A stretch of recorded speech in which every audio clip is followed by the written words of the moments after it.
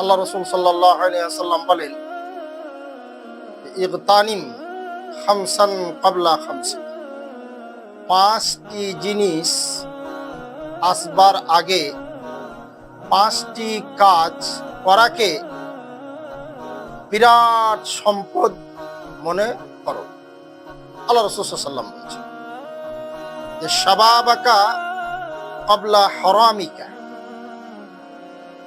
বৃদ্ধ হওয়ার আগে, বৃদ্ধ হওয়ার পূর্বে, যখন যৌবন অবস্থায়, ওটাকে নবী করিম সাল্লাল্লাহু আলাইহি ওয়াসাল্লাম বলেন যে এটাকে যৌবন কালটাকে তোমরা বিরাট সম্পদ মনে করো।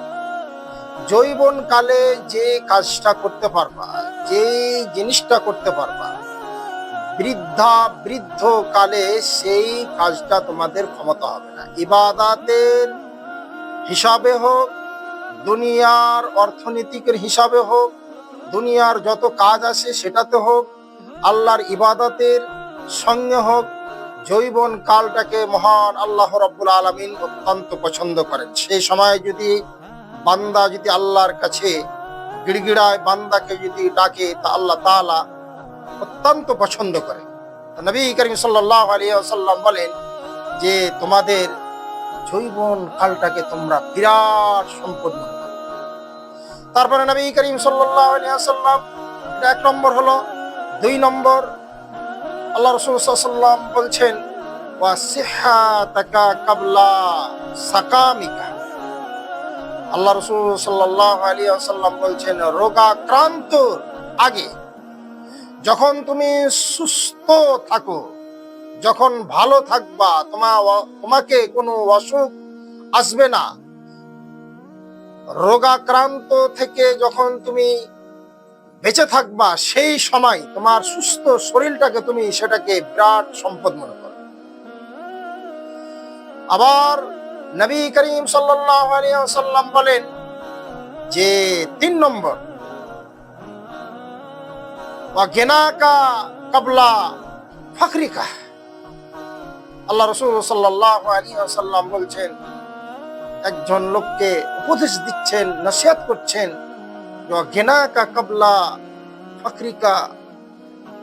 দরিদ্রতার পূর্বে তুমি যে অভাব মুক্ত আছে, তোমার কোনো অভাব নাই, সম্পদ আছে, সেটাকে তুমি বিরাট সম্পদ মনে করো। মহানবী সাল্লাল্লাহু আলাইহি ওয়াসাল্লাম 4 নম্বর বলছেন, হে পৃথিবীর মানুষ, ওয়াফারাগাকা ক্বাবলা শুগলিকা।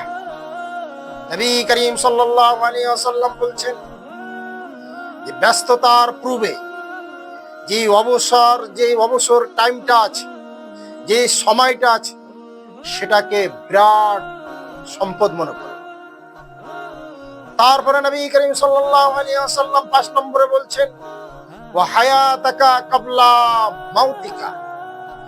মৃত্যুর পূর্বে, জীবিত যখন আছি, যখন আমার জান আছে, জীবন আছে, রূহ আছে, সেটাকে পৃথিবীর মানুষকে বিরাট সম্পদ মনে করতে হবে। কেন? নবী করিম সাল্লাল্লাহু আলাইহি ওয়াসাল্লাম বলেছেন, এবং আল্লাহ রাব্বুল আলামিন কোরআনের মধ্যে বলছেন, হে পৃথিবীর মানুষ, ওয়াল আসর।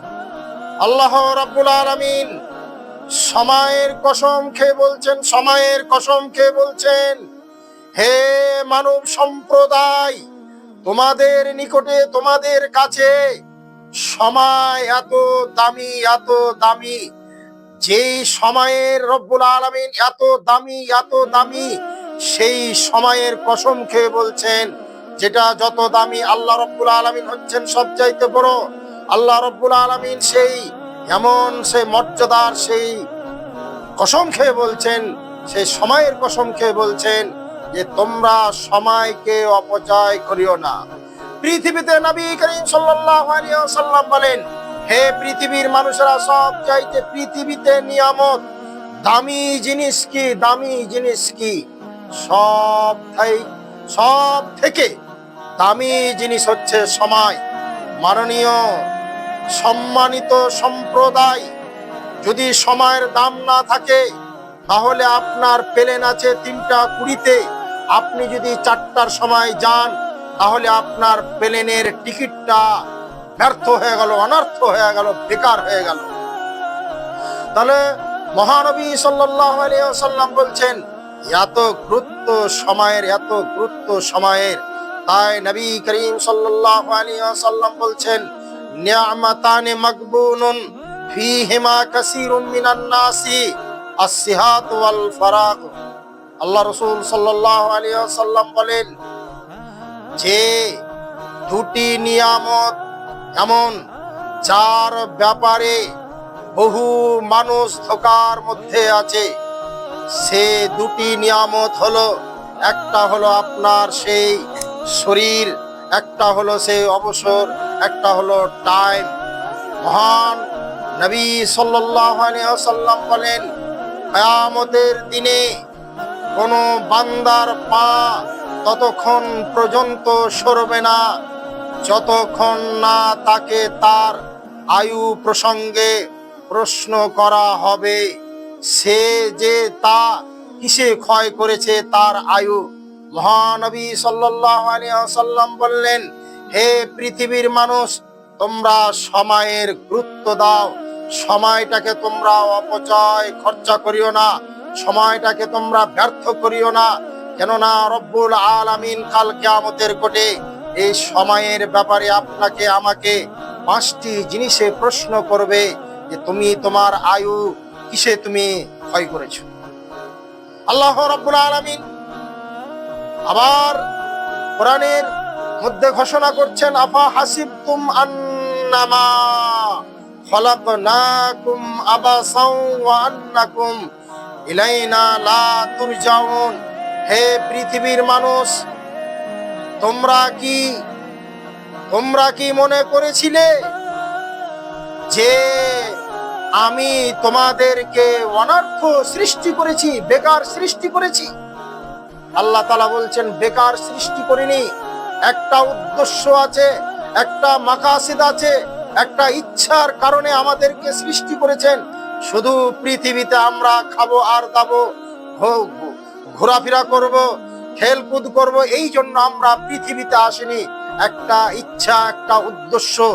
যে কোনো জিনিসের উদ্দেশ্য যদি না থাকে, আপনার যারা কৃষি কাজ করে এদের যদি উদ্দেশ্য না থাকে, যারা পড়াশোনা করে ওদের যদি উদ্দেশ্য না থাকে, যারা যেই কোনো কাজ যদি উদ্দেশ্য ঠিক না থাকে, মিশালটা ওই রকমই। আল্লাহ রাব্বুল আলামিনের যেই রকম নদী সমুদ্র আছে, সমুদ্রতে যদি একটা সেই নৌকা যদি সেই সমুদ্রে সেই নৌকার ভিতরে যদি একটা মাঝি যদি না থাকে, মাঝি থাকতে গেলে সেই ঠিক সঠিক জায়গায় সে তার নৌকাকে পৌঁছা দিবে। আর যদি মাঝি না থাকে, নৌকাটা কিনারা কুল থাকবে না, যেদিকে সেদিকে চলে যাবে। ওই রকমই যদি উদ্দেশ্য আমার আপনার যদি ঠিক না থাকে, তাহলে আমরা একদম কি হয়ে যাব, আমরা বেকার হয়ে যাব। আমাদের উদ্দেশ্য যদি সঠিক না থাকে, তাহলে আমরা সাকসেস হব না। আল্লাহ রাব্বুল আলামিন বলেন আমার উদ্দেশ্য হলো তোমাদেরকে সৃষ্টি করার উদ্দেশ্য, একান্ত উদ্দেশ্য হলো যে তোমাদেরকে আমার ইবাদত করতে হবে। মাননীয় সম্প্রদায়, আল্লাহ রাব্বুল আলামিন বলেন যে আসল সফলতা হলো সেই আখিরাতের আসল সফলতা একমাত্র সেই মুমিনদের জন্য, ইমানদারের জন্য লাভ হবে, সেটাই সফলতা। যারা এই দুনিয়া থেকে যখন সেই পৃথিবী ত্যাগ করে যেদিন চলে যাবে, সেই দিন ওই আল্লাহ রাব্বুল আলামিনের সেই আযাব থেকে যখন যে বেঁচে যাবে, আল্লাহর আযাব থেকে যে বেঁচে যাবে, এই লোকটি হলো আসল সফলতা লাভ করলো, আসল সফলতা লাভ করলো। মাননীয় সম্প্রদায়, তাহলে আমাদেরকে আমাদের যে জীবন, ওয়া হায়াতাকা কাবলা মাউতিকা, আমাদের যে জীবন আছে, এই জীবনটা যতদিন আছে সেটাকে আপনাকে আমাকে বিরাট সম্পদ মনে করতে হবে। মৃত্যুর পরে যদি আপনি আফসোস করেন আর সেই দিন আপনি যদি আপনার চিৎকার করে আপনার কলিজা ফাটিয়ে দেন যে রব্বুল আলামিন, তোমার ইবাদতে আমি কাহিনী ছিলাম, তোমার ইবাদত করতে পারিনি, একবার পৃথিবীতে রব্বুল আলামিন রিটার্ন করে দেন, সেই দিন আপনার আর কোনো সুযোগ হবে না। মাননীয় সম্মানিত সম্প্রদায়, আল্লাহর পাকের নবী সাল্লাল্লাহু আলাইহি ওয়াসাল্লাম বললেন, হে পৃথিবীর মানুষ, যেই রকম তোমার অফারাগাকা কাবলা সুবলিকা, তোমাদের যেই সময়, যে ব্যর্থ তোমরা অপচয় খরচা করছো, সেই সময়টাকে, সেই সময়ের এত মূল্যায়ন করো, এত মূল্যায়ন করো, পঙ্খানো ভাবে তোমরা সময়কে কাজে লাগাও, আল্লাহর ইবাদতে লাগাও, আল্লাহর জিকির আজকারে তোমরা সময়টাকে সেই ক্ষয় করো। কিন্তু তোমরা যেখানে সেখানে সময়টাকে তোমরা মূল্যায়ন না করে, সময়টাকে অনর্থ না কাটিয়ে আল্লাহর জন্য সময়টাকে খরচ করুন। এই সময়টা যদি আল্লাহ রাব্বুল আলামিন কাল কিয়ামতের কোটে আপনাকে আমাকে প্রশ্ন করবে, সেই দিন আল্লাহর কাছে জবাব দিতে পারবো না। তাহলে এই 5টি জিনিস এমন গুরুত্বপূর্ণ জিনিস, এই 5টি জিনিস যেই মানুষ অবহেলা করলো, যেই মানুষ অবহেলা করলো, তার জন্য পৃথিবী তো সেই বেকার হয়ে গেল এবং পরকালটাও তার জন্য বেকার হয়ে গেল। মাননীয় সম্মানিত শ্রোতা মণ্ডলীগণ, আল্লাহ রাব্বুল আলামিন যেন আমাদেরকে এই 5টি জিনিসের আমরা মূল্যায়ন করতে পারি। আল্লাহ রাব্বুল আলামিন যেন আমাদেরকে এই 5খান